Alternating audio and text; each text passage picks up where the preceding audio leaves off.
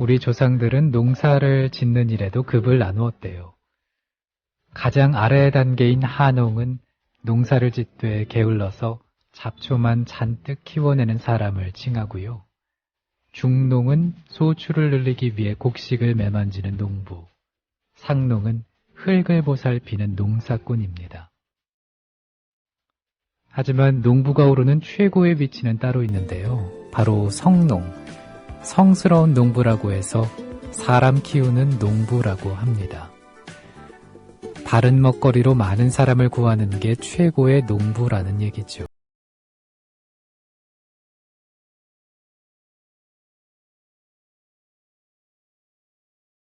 다른 사람을 돕는 게 가장 아름다운 인생이 될 수가 있겠죠.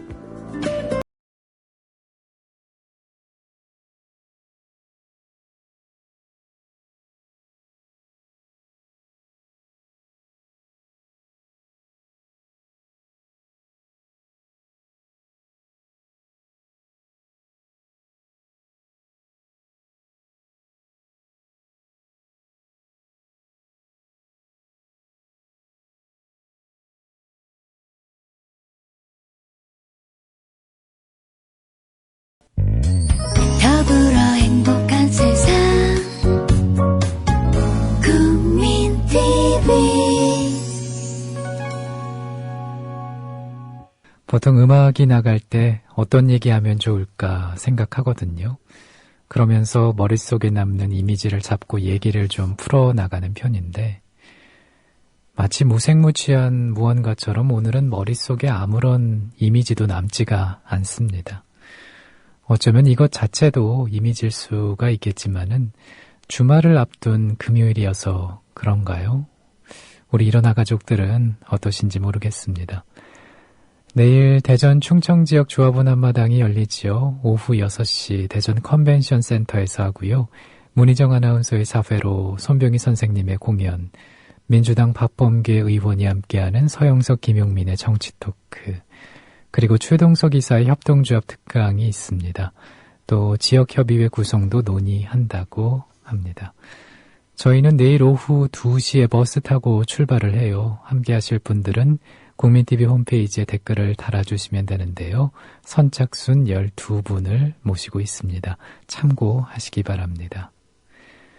역사 속 오늘을 알아보고 있습니다. 일어나 금요일 순서 함께 하고 계십니다. 사연과 신청곡도 받고 있다는 거 알고 계시죠? 팟빵 게시판 그리고 일어나 프로그램 게시판에 남겨주시면 됩니다.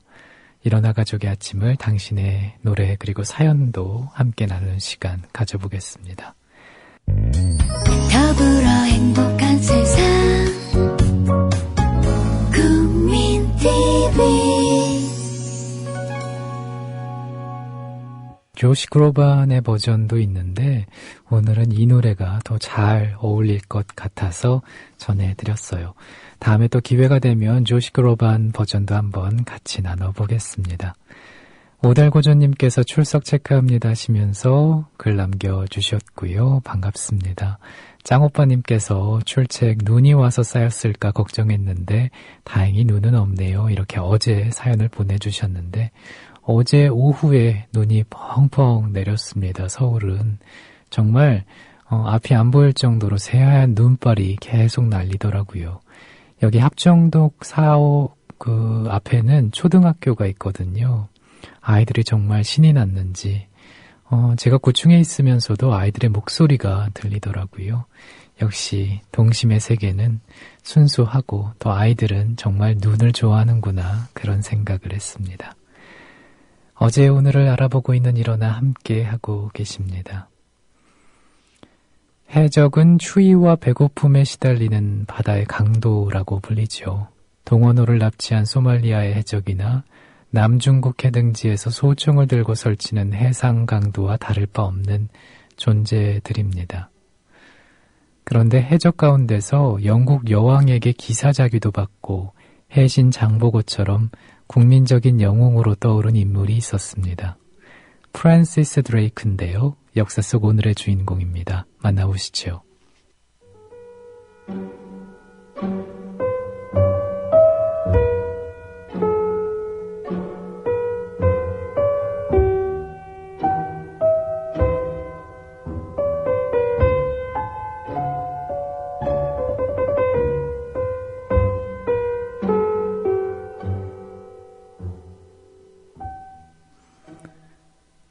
프란시스 드레이크는 엘리자베스 여왕이 묵인한 반합법적인 해적왕이었습니다. 얼마나 악명이 높았던지 스페인 사람들은 그에게 엘 드라케, 그러니까 용이라는 별명을 붙여주었죠. 1577년 역사 속 오늘 엘리자베스 여왕의 은밀한 지원을 받은 드레이크는 골든 하인드 홀을 이끌고 영국 플리머스항을 출발합니다.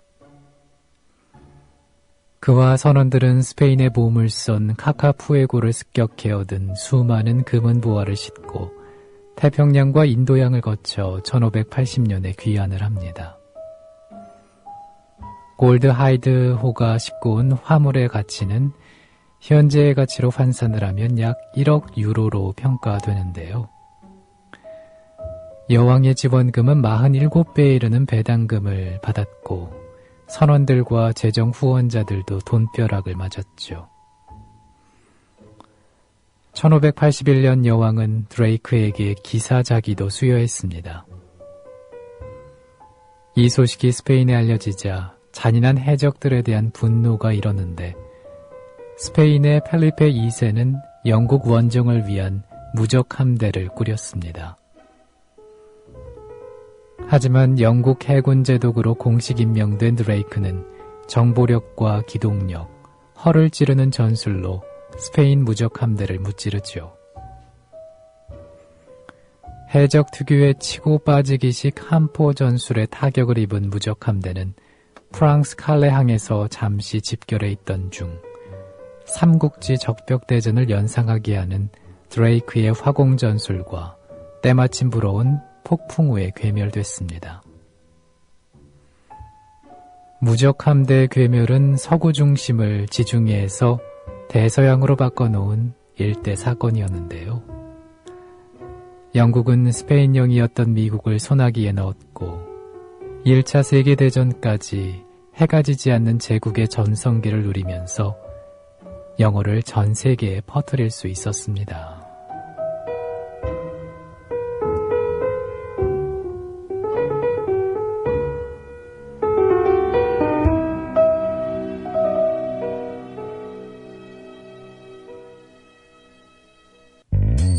더불어 행복한 세상 국민TV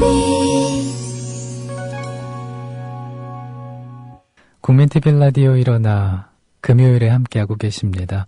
어제 오늘 역사 속 오늘을 알아보고 있고요. 우리 일어나 가족의 사연과 신청곡도 기다리고 있습니다. 행복한 맘님께서 좋은 아침입니다. 정아나운서 목소리 덕분에 아침이 좋아요. 공부도 잘 되고요. 점점 일찍 일어나게 됩니다. 감사해요 하셨어요. 아이고 다행이네요. 제 목소리 덕분에 아침을 또 기분 좋게 시작하는 것 같아 보이네요. 어떤 공부하시나요? 지난번에 어느 분께서 영어 단어를 또 이렇게 외우신다고 하셨던 것 같은데 혹시 행복한 맘님이신가요? 제가 아는 그 퓨어님은 이미 시험을 보셨고 그래서 요즘 사연이 좀 뜸한데 어찌됐든 시험을 잘 마무리하셨으니까 아침잠 좀 푹 넉넉하게 주무셔야죠. 이해를 하는 부분도 있고 아무튼 그런데 행복한 맘님께서는 어떤 또 준비를 위해서 공부를 하시는지 모르겠네요. 국민TV 라디오 일어나 함께 하고 계십니다. 더불어 행복한 세상 국민TV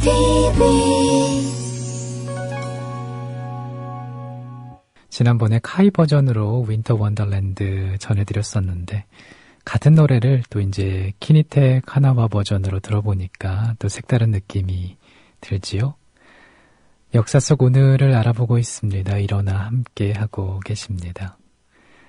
법학 교수직을 마다한 채 30살에 무작정 캔버스와 붓을 들고 그림을 배우기 시작한 사람이 있습니다.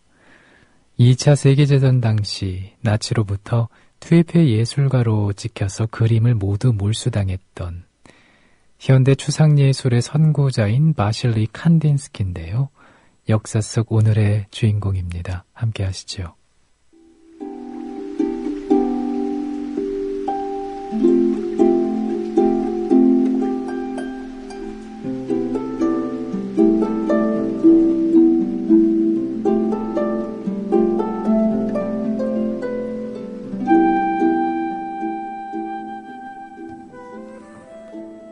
1866년 모스크바에서 태어난 칸딘스키는 어릴 때부터 음악과 미술에 재능을 보였습니다. 피아노와 첼로를 능숙하게 연주했고 그림에도 상당한 실력을 보였죠. 색채에도 생명이 있다. 미술은 곧 음악이다. 라는 그의 이론은 이때 접한 자유로운 음악과 미술 교육에서 나온 것이었습니다. 모스크바대에서 법학과 경제학을 공부한 그는 27살에 박사학위를 받았습니다.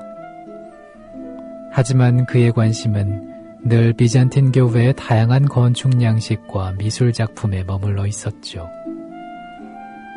1895년 인상파 화가 전시회에서 모네의 그림을 보고 큰 감명을 받은 그는 한 대학 교수 초빙을 거절하고 그림을 배우기 위해 무작정 독일로 건너갑니다. 유명 화가들이 운영하는 사립학교와 미술 아카데미에서 4년간 그림을 공부한 그는 인상주의와 표현주의, 야수파 등 당시의 다양한 미술 사조를 접목해 자신만의 화풍을 개발합니다. 외교관과 과학자, 몽골의 왕자를 합쳐놓은 외모의 그는 그림 또한 강렬한 색조에 아시아권의 이국적인 분위기, 러시아풍의 민속예술을 결합한 작품을 선보이면서 서서히 명성을 쌓아나가죠. 그가 순수한 추상에 관심을 기울이기 시작한 건 어느 날 거꾸로 걸린 자신의 그림을 보면서부터입니다. 거꾸로 걸린 그림도 색과 형태만으로 의미와 감동을 줄 수 있음을 발견한 그는 색과 선, 형태로 생각을 표현할 수 있는 순수한 시각 언어를 찾는 데 몰두합니다. 위로 솟은 선은 빠르고 경쾌한 리듬, 부드럽고 완만한 선은 느리고 조용한 리듬, 색조는 음색, 색상은 가락, 채도는 음의 크기다. 1944년 역사 속 오늘 죽음을 맞을 때까지 그는 시대를 앞선 색채 이론가이자 뛰어난 교육자, 위대한 화가였습니다.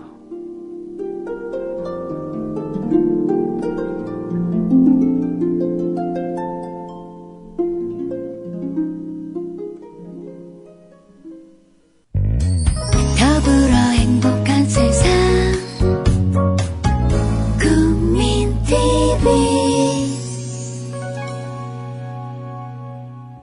최초의 추상 수채화라 불리는 무제부터 컴포지션 7, 즉흥, 14, 가을 등 그의 대표작들은 색채와 형태만으로 의미를 전달하려고 했던 노력의 결과물입니다.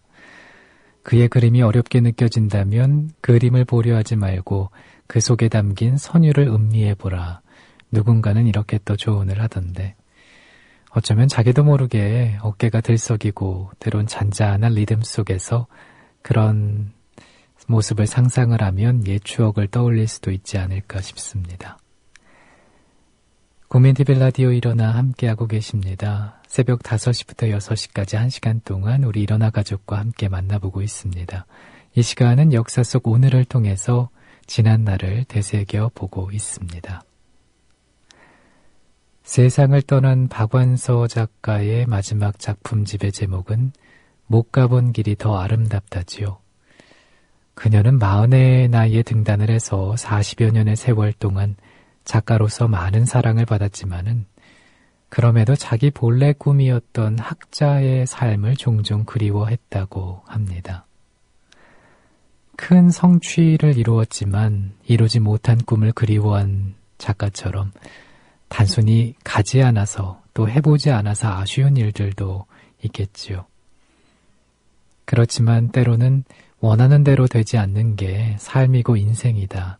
이렇게 받아들이는 것도 삶을 대하는 성숙한 자세가 아닌가라는 생각을 해보게 됩니다. 금요일에 함께 듣고 계십니다. 일어나. 사연과 신청곡은 팟빵 게시판에 올려주시면 되고요. 일어나 프로그램 게시판에 남겨주시면 됩니다. 더불어 행복한 세상 국민TV 정 아나운서 매일은 못 오지만 눈 떠지면 무조건 옵니다 하시면서 세 곡 청하셨는데 오늘은 그 가운데서 머라이어 캐리의 곡 전해드렸습니다. 들으셨는지 모르겠어요. 무척 궁금합니다. 들으셨다면 글 남겨주셔도 좋고요. 오늘도 왠지 눈이 떠져서 일어나를 함께하고 계시면 좋겠다 그런 생각이 드네요. 그리고 머라이어 캐리 곡 앞에 함께 들어봤던 곡은 이소라였죠. 해피 크리스마스 전해드렸습니다. 이제 크리스마스가 다가오다 보니까 이런 노래들 많이 전해드리게 되네요. 역사 속 오늘을 알아보고 있습니다. 일어나 함께 하고 계세요. 배를 가르고 내장을 드러내거나 산채로 벽에 못을 박기도 했다. 채로 매장하기, 산채로 불태우기, 신체장기 도려내기. 방금 드린 말씀은 중국계 미궁인인 아이리스 장이 쓴 난징 대학살에 나오는 일본군의 중국 양민학살 사례들입니다. 역사 속 오늘 난징 대학살이 시작되는데요. 만나보시죠.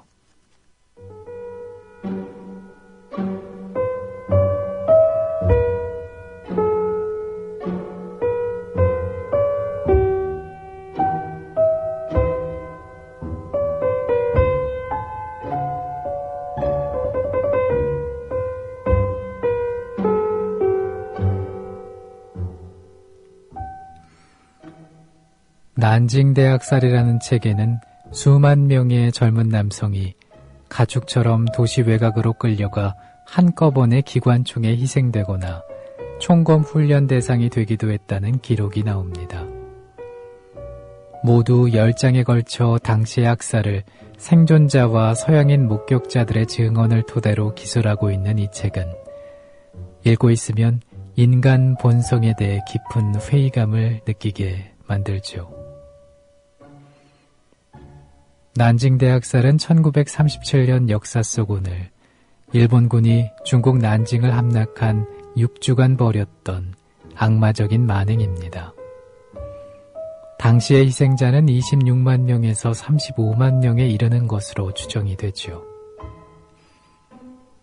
1937년 여름 루거우차오 사건으로 중일전쟁을 시작한 일본군은 7월 말까지 텐진, 베이징을 점령했고 8월부터는 상하이를 공격했습니다.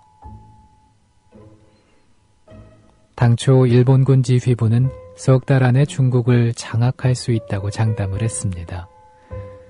하지만 얕잡아 보았던 중국군의 저항은 의외로 거셌고 중국군 포병대의 발포에 일본 왕비의 사촌을 포함해 수백 명의 일본군이 전사하는 사태가 벌어지죠. 일본군이 결국 11월 상하이를 점령하고 12월 초 난징을 포위했을 때는 이미 인간이 아닐 정도로 흉악해져 있었습니다. 따라서 당시 일본군의 행위는 중국 전역에 겁을 주어서 저항을 포기하게 하려는 의도였다는 것이 전문가들의 분석입니다.